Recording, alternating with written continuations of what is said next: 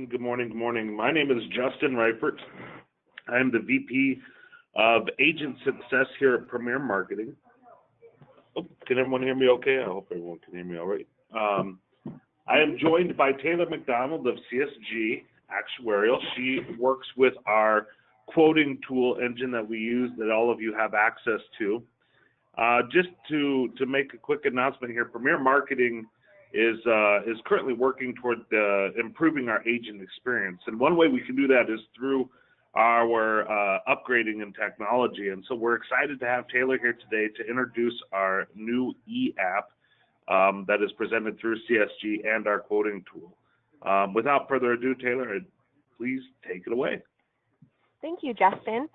So we're just going to go ahead and start by walking through just kind of an overview of how this e-app works. And then with any questions that come up, Justin, I'm guessing, do you want to hold those to the end, or do you want to let them chime in as they have questions? Yeah, let's hold all questions to the end, and if you have any chats, please just throw those in there, and I'll kind of answer them as we move along, or we'll address them at the end of the webinar. Thank you. Okay, sounds great. So I'm here on my account here, so it says welcome back, Taylor. This is going to be on your Premier dashboard, so it will say welcome back. You'll log in, of course, as you normally would, using your username and password. And then to start the e-app, you'll actually just start by running a quote.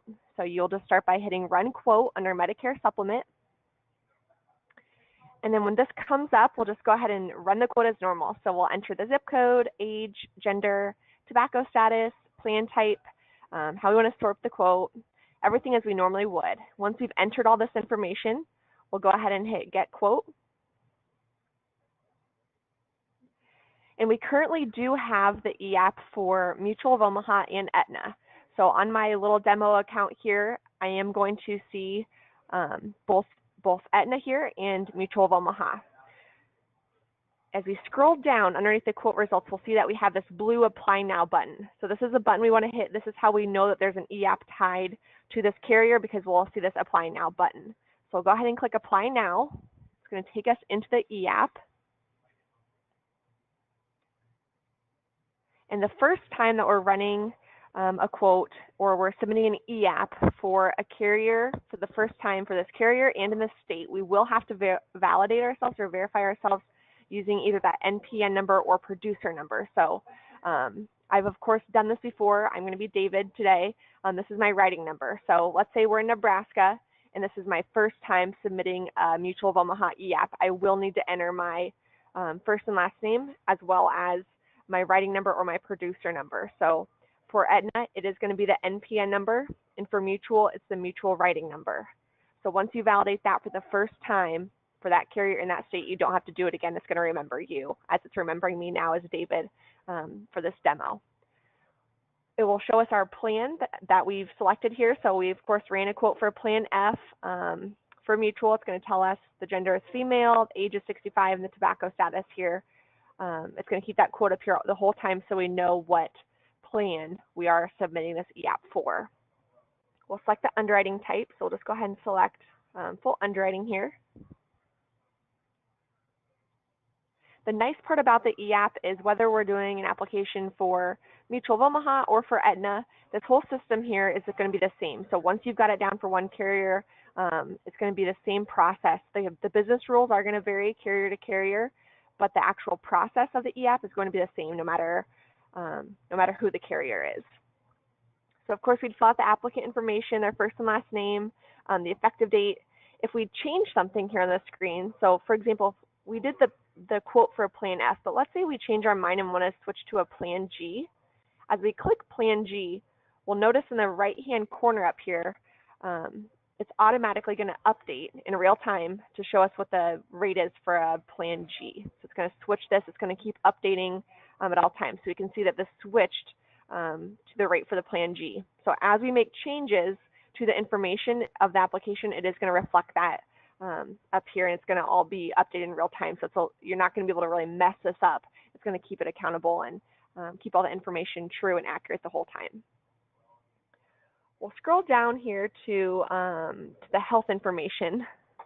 Go over that. It is going to be real-time health underwriting. So medications and health questions, those are going to be essentially underwritten in real time. It's going to change the premium, if it would be something that would change the premium, such as a health condition, or if it's a medication that, for instance, is declinable, it's going to tell us that that's a declinable medication as well. So all this underwriting is also done in real time. We can see here for Mutual, it's telling us on these health information questions that if yes is answered to any of the following questions, the person is not eligible for coverage. So if we go ahead and we select yes, so let's say we're currently confined to a wheelchair or a motorized mobility device. If we select yes, we can see the e-app here is going to be updating because it's thinking, and we get a notification that the applicant may not be issued coverage because we answered yes to at least one health question. So we'll take that off. We'll select no, and we'll notice this notification will go away. But that is an important point for Mutual of Omaha. We will not be able, for Mutual, we will be able to submit the application, but it's going to tell us that warning. It's going to tell us this person is not eligible for coverage. For Aetna, it won't actually even let us submit the application. So Mutual, it'll still let you submit, but it's telling you they're not going to be issued coverage, but it's going to let that application still roll through. You can still submit it. But Aetna, you won't even be able to submit the application if we would answer yes to a declinable condition. So that's one little difference between Mutual of Omaha and Aetna. So that's an example of the real-time underwriting. We'll go ahead and scroll down to medication information. You can notice that I'm not having to click continue all the way through this application. You can just select the sections. It is going to give me a green check mark when these sections are complete. And if there's a section where we're missing information, we need to go back and fill it out. We'll get that yellow exclamation point telling us that it's not a completed section. So for the medication questions, it's going to ask us if we're currently taking or have we been prescribed any medications during the previous 2 years.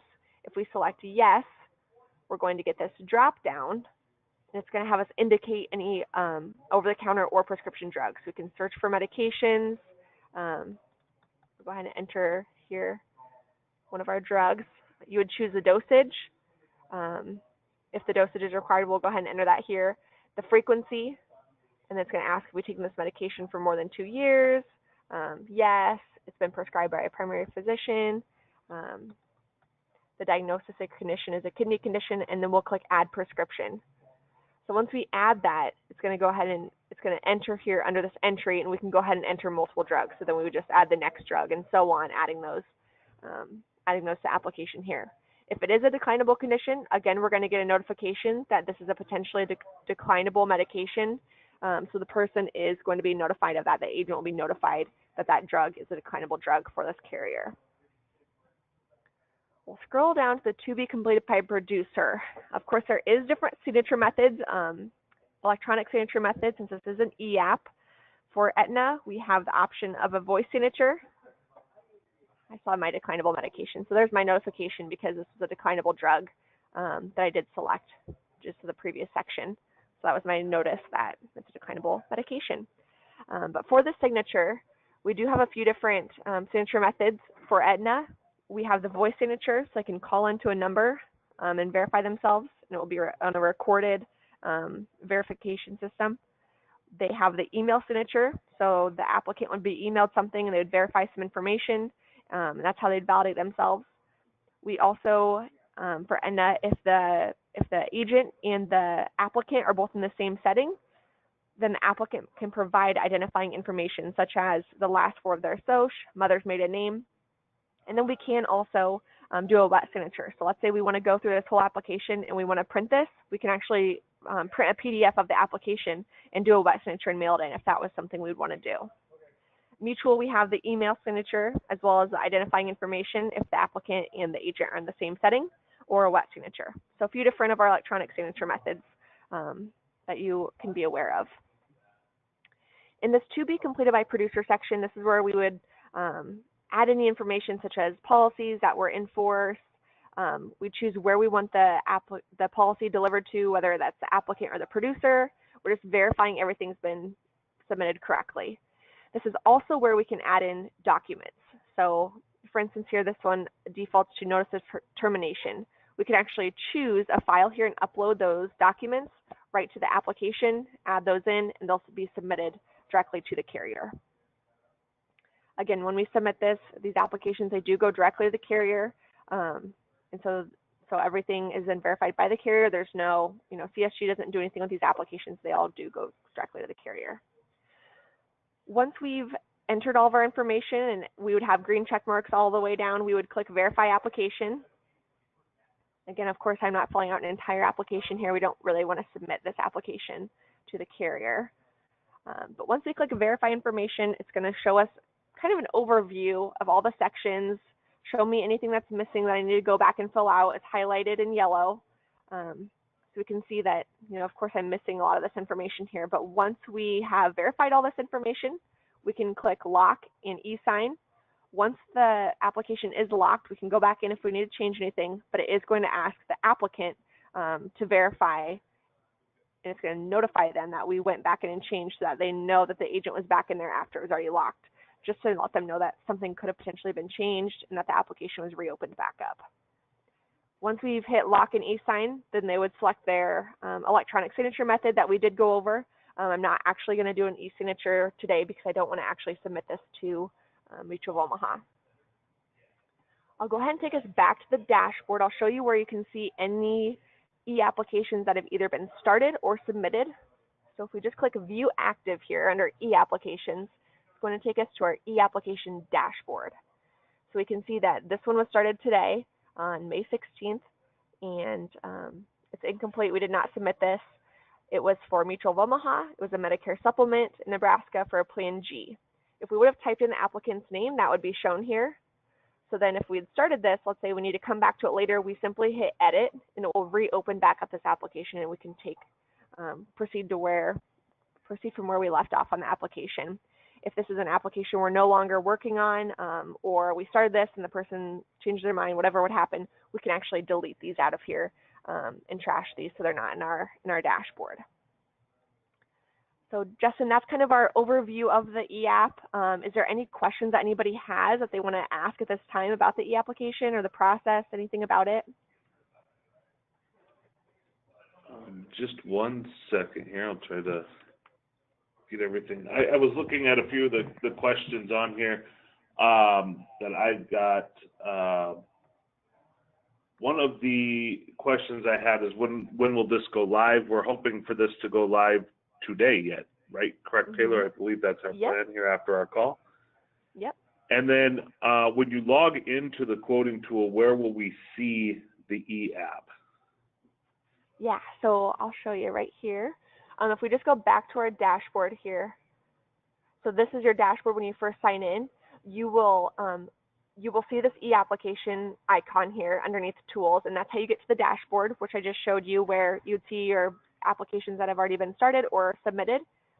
I forgot to mention on this, you will actually see a policy number here. So if we were to submit this application, you're also going to get a policy number here. It's one thing that is important that I do want to touch on.